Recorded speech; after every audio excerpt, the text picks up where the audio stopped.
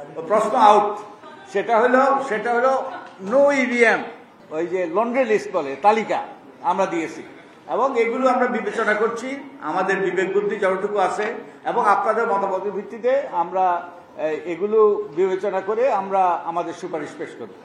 প্রশ্ন আউট সেটা হলো নো ইভিএম, বরং ইভিএম যারা করেছে তাদের তদন্ত হওয়া উচিত।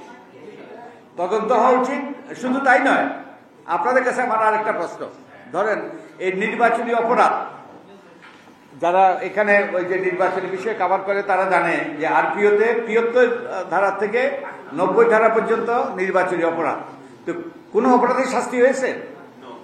আমার তো জানা নাই। আমরা অপরাধী দ্বারা পরিবেষ্টিত আছি, কারণ এই নির্বাচনী দায়িত্ব যারাই পালন করেছে এই গত কয়েকটা নির্বাচনে তারা কিন্তু ২ থেকে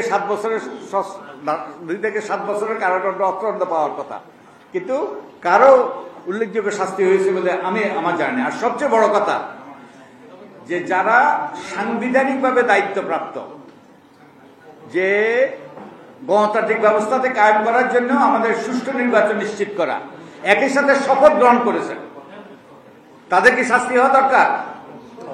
হ্যাঁ, তাদের কথা বলছি আমরা। হ্যাঁ, ওকে, নির্বাচন কমিশন তারা যে অন্যায়গুলো করেছে এগুলোর তদন্ত হওয়া দরকার এবং তাদেরকেও শাস্তি দেওয়া দরকার, যাতে কারণ শাস্তি করে অন্যায় করে কেউ যদি পার পেয়ে যায় তাহলে অন্যায় আরো উৎসাহিত হয়। আরেকটা বিষয় বোধহয় সুস্পষ্ট যে এটা এই যে না ভোটের বিধান বোধহয় এই যে এই ব্যাপারে কারোই বোধহয় দ্বিমত নেই।